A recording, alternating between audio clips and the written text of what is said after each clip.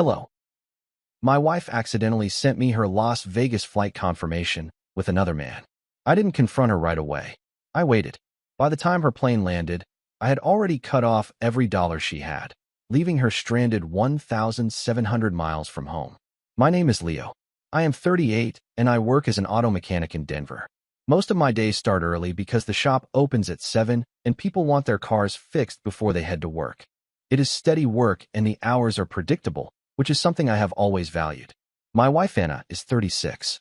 We have been married for 7 years and living in the same townhouse in Denver for about 5. She works as a manager at a regional retail company and her schedule moves around depending on staffing and seasonal promotions. We share finances. 1 joint checking account, 2 credit cards under the same account, and most of the bills set to autopay. That setup made sense when we got married because my income was stable and her bonuses came and went depending on how her store performed. Anna has always had a strong personality. She talks fast, corrects people mid-sentence, and has no problem telling someone they are wrong even in a crowded room. Early in the relationship, I thought it was confidence.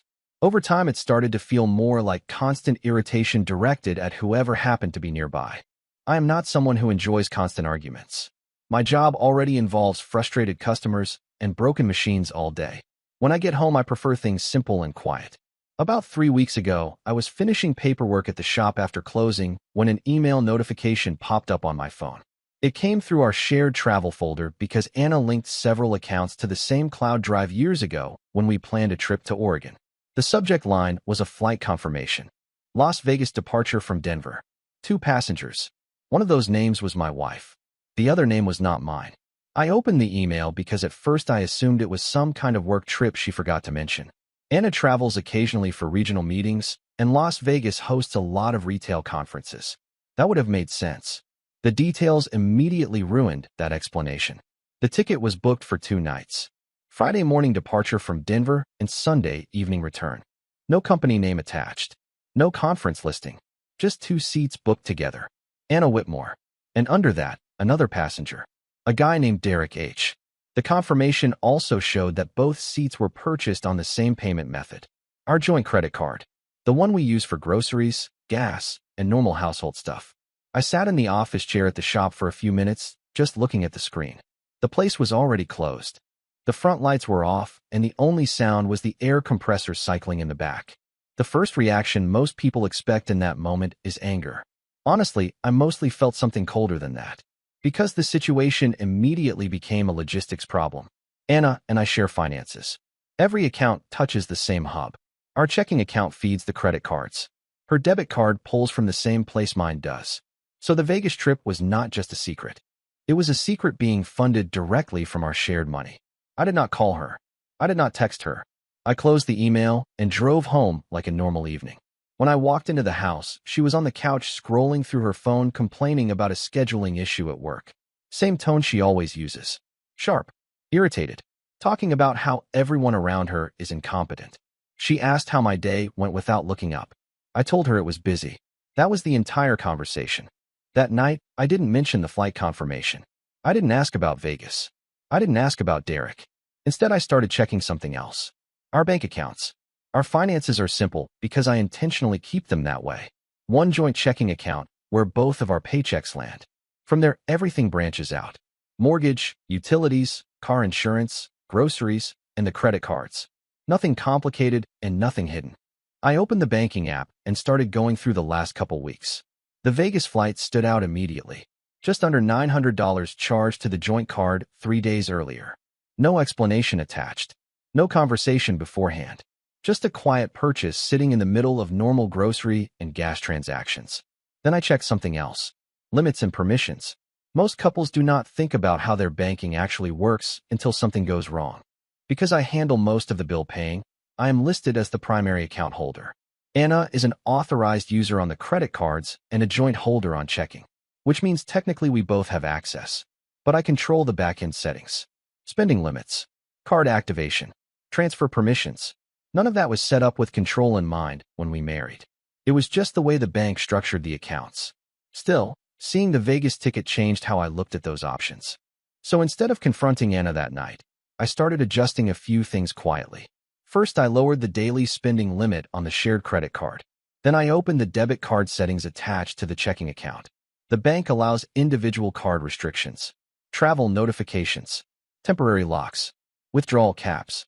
I did not shut anything off yet. I just looked at the calendar. The flight left Friday morning. That gave me 4 days. 4 days where Anna thought she was flying to Las Vegas with Derek, and 4 days where she believed every dollar in our accounts would still be waiting for her when she landed.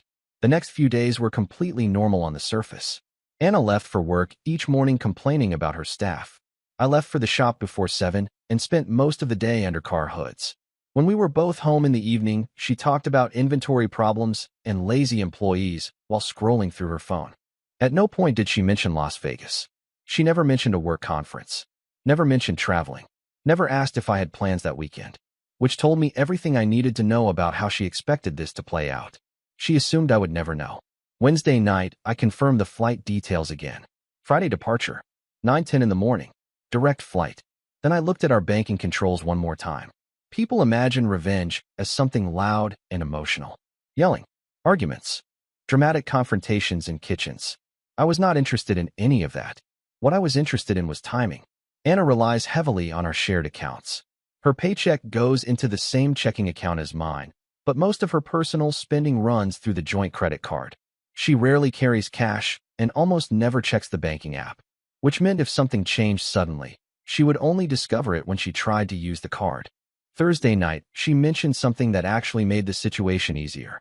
She told me she had an early meeting Friday morning and might leave the house before I woke up. I nodded and said that made sense. Friday morning, I was already awake when she left. I heard the garage door open around 6.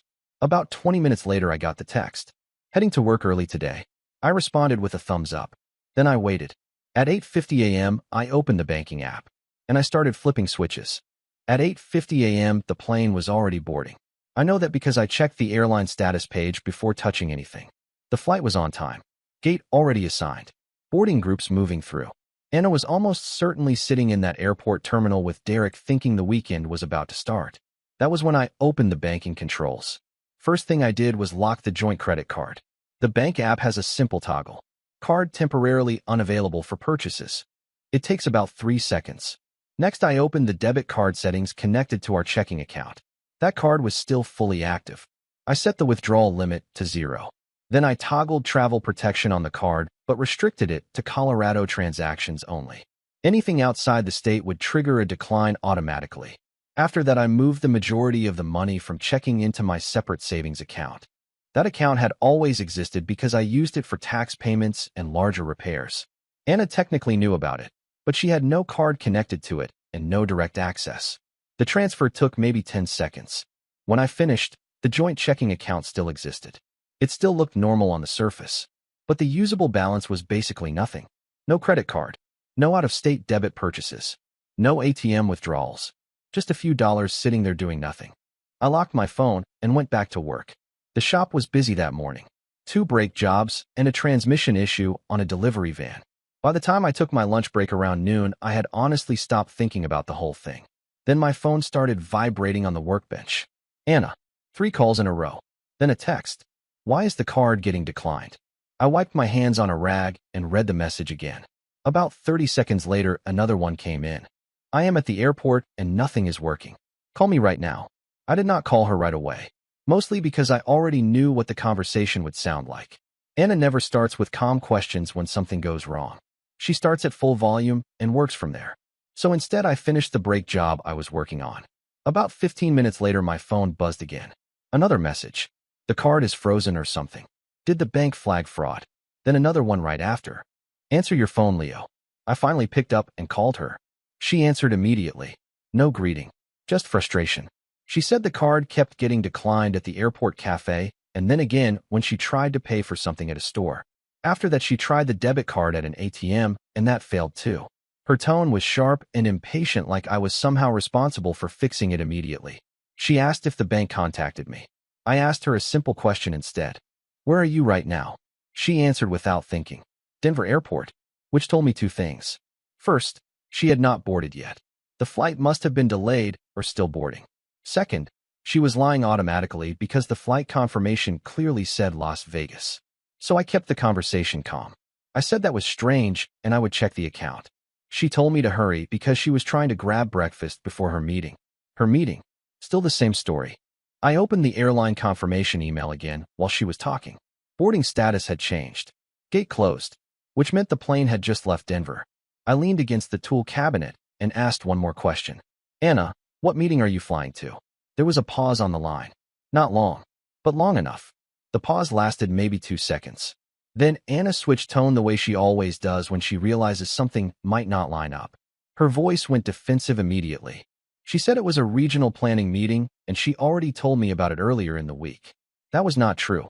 Anna usually fills the house with details about work, store issues, staffing complaints, corporate decisions. If there was a trip, I would have heard about it repeatedly. So I kept my voice neutral. I asked where the meeting was. Another pause. Then she said Las Vegas. The interesting thing was she said it like she had just remembered, like she needed a second to decide what the story should be. At that point, I already knew she was on the plane, or at least about to be. The airline tracker showed the flight climbing out of Denver. So I asked the next obvious question. If this is a work trip, why did the confirmation email show 2 passengers? Silence again. Longer this time. Then she did something predictable. She got angry. Anna started accusing me of snooping through her email. She said it was weird and controlling. She asked why I was checking her travel confirmations like some paranoid husband. I let her finish. Then I told her something simple. The email came through the shared folder she connected years ago. I did not go looking for it. It showed up on my phone. She did not have an answer for that. Instead, she pivoted again.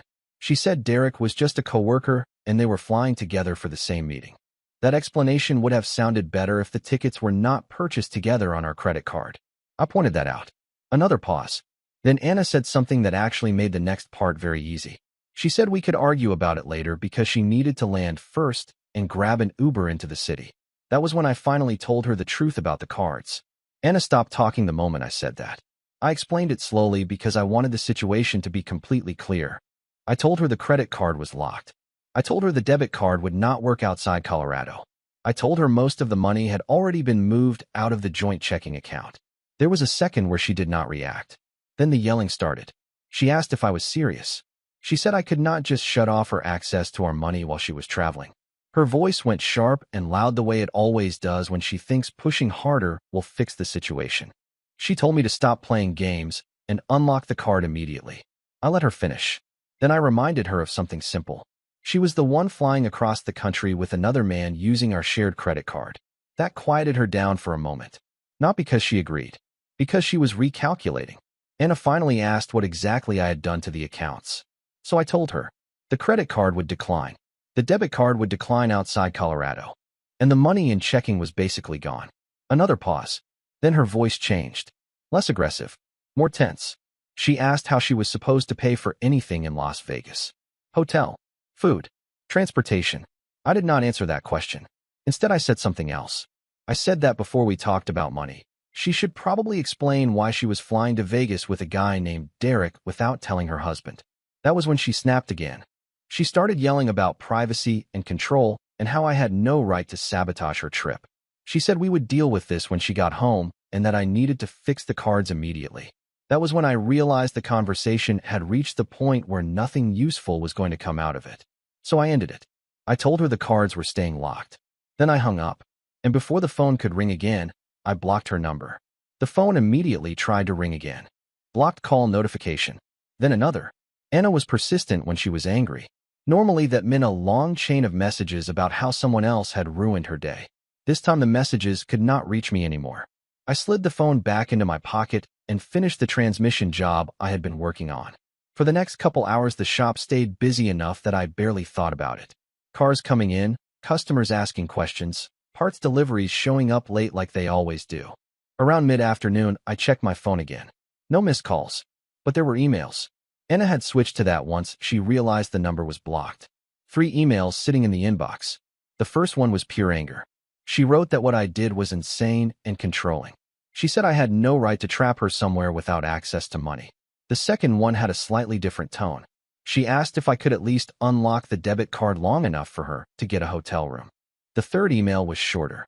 She said she had landed in Las Vegas and none of her cards worked. The hotel reservation would not go through because the payment method failed. Then she wrote something that told me the situation was already turning uncomfortable for her. Derek had assumed she was paying, which meant he had shown up expecting the trip to be funded already. I closed the email and sat there for a moment thinking about the situation. Las Vegas is about 1,700 miles from Denver. Flights are expensive last minute. Hotels are expensive if you show up without a valid card.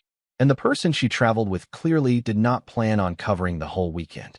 For the first time all day, I actually wondered how long it would take before Anna realized the trip she planned had just turned into a very different kind of weekend. I finished work around 5 that evening and drove home through normal Denver traffic. The whole drive I kept thinking about the practical side of things.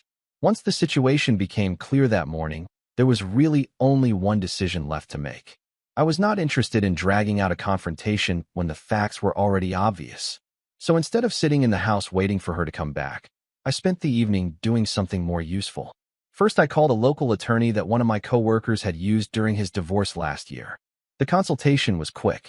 Colorado is a no-fault state, and the lawyer said the process was straightforward once paperwork started. By the end of the call, he was preparing the initial filing. After that, I started packing. Anna had a lot of things in the house, but the townhouse itself was in my name. I bought it 3 years before we got married, which made the legal side easier. The lawyer confirmed I could remove her belongings as long as they were delivered somewhere safe. So I loaded everything that clearly belonged to her. Clothes, work documents, shoes, personal items from the bathroom, her laptop and desk equipment. It took 2 trips with my truck. Her parents live about 30 minutes outside Denver. They were surprised when I showed up with half their daughter's life in the back of a pickup, but I kept the explanation simple. I told them Anna had taken a trip to Las Vegas with another man, and our marriage was finished. They did not argue. By the time I got back home, the house looked noticeably different. Quieter, less cluttered. I changed the garage code and front door locks that night. Then I blocked her email the same way I blocked her phone earlier. Anna eventually made it back to Denver 2 days later. I know that because her father left me a voicemail saying she was staying with them. The divorce papers were delivered the following week. That was the last direct interaction between us. Looking back, the strange part is how calm the entire process felt once everything was obvious. Anna planned a secret weekend in Las Vegas. She just did not plan for what would be waiting when she came home. Bye-bye.